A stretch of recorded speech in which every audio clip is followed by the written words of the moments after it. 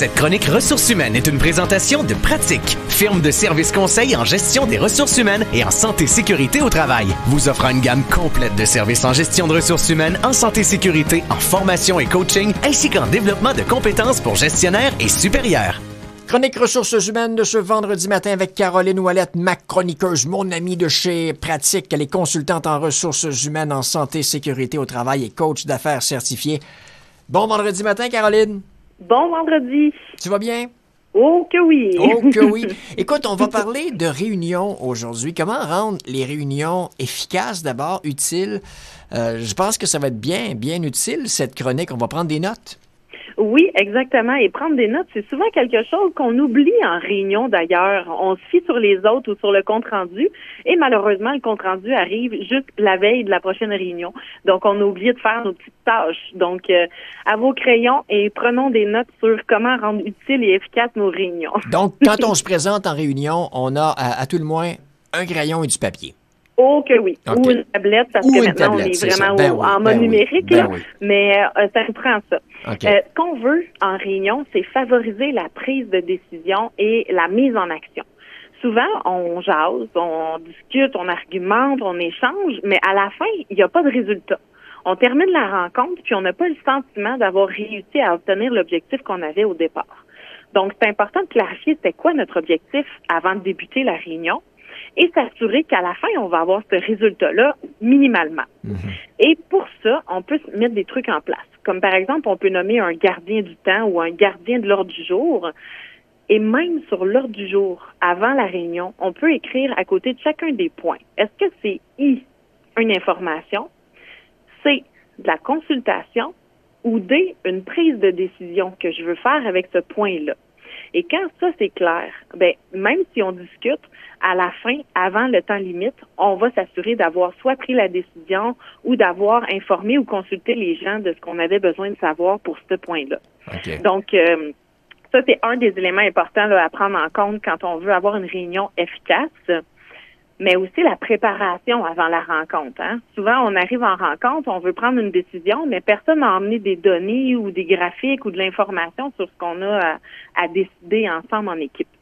Donc, ça prend de la préparation et pour se préparer, ben il faut être capable de se donner du temps entre les rencontres pour justement être efficace là, quand on va être en rencontre par la suite. Habituellement, il y a quelqu'un qui lead, permets-moi l'expression, la réunion. Alors lui, c'est normal, il arrive, en tout cas on le souhaite, bien préparé. Est-ce qu'on peut aussi prévenir les gens qui vont prendre part à la réunion?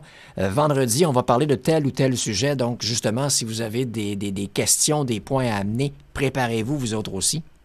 Oui, idéalement, c'est pour ça qu'on va fournir l'ordre du jour d'avance, pour que les gens sachent ça va être quoi les sujets à traiter, d'où le point information, consultation ou décision. Fait que comme ça, on va le savoir qu'ensemble, si ce point-là, c'est un point décisionnel, ben on passera pas 35 minutes à jaser. On va se positionner puis on va décider ensemble. Donc ça va être vraiment plus efficace. Puis le gardien, il est là aussi pour dire, hey là, ça fait déjà 15 minutes, il nous reste 5 minutes, êtes-vous prête à vous positionner? Donc, ça va devenir vraiment plus efficace à ce moment-là. Et puis, aussi, on peut prévoir sur l'ordre du jour. Est-ce qu'on va avoir une ou deux autres rencontres sur le même sujet pour pouvoir clarifier le sujet? Donc, les gens vont savoir à quoi s'attendre dans ce temps-là. Et ce qui est primordial, c'est vraiment les suivis après la rencontre, puis comment on va se préparer entre chacune des rencontres. Donc, si j'ai des points à réaliser, ben c'est ça qu'il faut que je les note, puis que dès la sortie de la réunion, ça soit mis à mon agenda, puis que j'ai bloqué du temps pour pouvoir faire le suivi des points qui m'ont été attribués, préparer ma documentation pour la prochaine rencontre, puis déléguer toutes les tâches que je suis capable de déléguer pour que, à ma prochaine rencontre, j'ai l'information nécessaire ou qu'on ait réalisé l'objectif ou le projet qu'on avait à faire avant la prochaine rencontre. J'aime ce que tu dis, que les tâches soient assignées vraiment, parce que parfois on dit en réunion, bon, il faudrait faire ceci, on parle au nom du groupe, mais on se regarde tous, puis on revient à la réunion suivante, puis il n'y en a pas un qui le fait. Alors si on dit, toi, là, j'aimerais que d'ici la prochaine réunion, tu aies fait ceci, on a plus de chances, je pense, que d'arriver que la chose soit faite. Exactement, tu as un excellent point et c'est ce qu'on doit faire. Donc, si on veut demander à notre gardien du temps d'être aussi le gardien des tâches. Donc, ça veut dire que quand on termine un point, on va toujours faire un petit résumé. Donc, la gang, voici le résumé de ce qu'on vient de discuter. Qui veut être en charge de ça? Quand est-ce que tu penses pouvoir le livrer? Et à ce moment-là, on prend en note ces informations-là. Et si c'est pas fait à la réunion suivante, il faut qu'un superviseur ou quelqu'un challenge le fait. Pourquoi c'était pas réalisé? Et qu'est-ce qui t'a manqué pour que tu puisses le réaliser? Quelles ressources il te manquait pour pouvoir réaliser ce point-là? Donc, quand on fait ça, là, on vient vraiment boucler là, des réunions de plus en plus efficaces et de moins en moins longues. Ouais. Et puis, j'aime l'idée, vraiment. J'aime l'idée aussi que tu disais en début de chronique avec on veut que tel ou tel point, il y a une décision qui soit prise. Ça veut dire que quand on va quitter la réunion, il n'y aura plus de point d'interrogation. La décision sera prise sur les points qui étaient importants à régler. Exactement. Ouais. Puis ça va éviter des fois des fréquences de réunions complètement inutiles parce qu'on n'arrive pas à des résultats. On préfère avoir moins de réunions, travailler en dehors des réunions et quand on a des réunions, c'est pour que ce soit efficace et qu'on puisse prendre des décisions pour que ça avance. Écoute, c'est pas sur l'ordre du jour, je te questionne quand même à ce sujet. Parfois, en réunion, ça va arriver que là, on va carrément fuir les sujets ou le sujet principal de la réunion. On va se mettre à parler du match, n'importe quoi d'autre, c'est ça. Et puis, est-ce que c'est bon parce que ça allège l'atmosphère un peu ou bien si c'est à éviter puis on se concentre vraiment sur les points qui sont à l'ordre du jour? Dans un contexte où on se voit pas toujours facilement, ça peut être intéressant de booker à chacune des rencontres un moment tampon.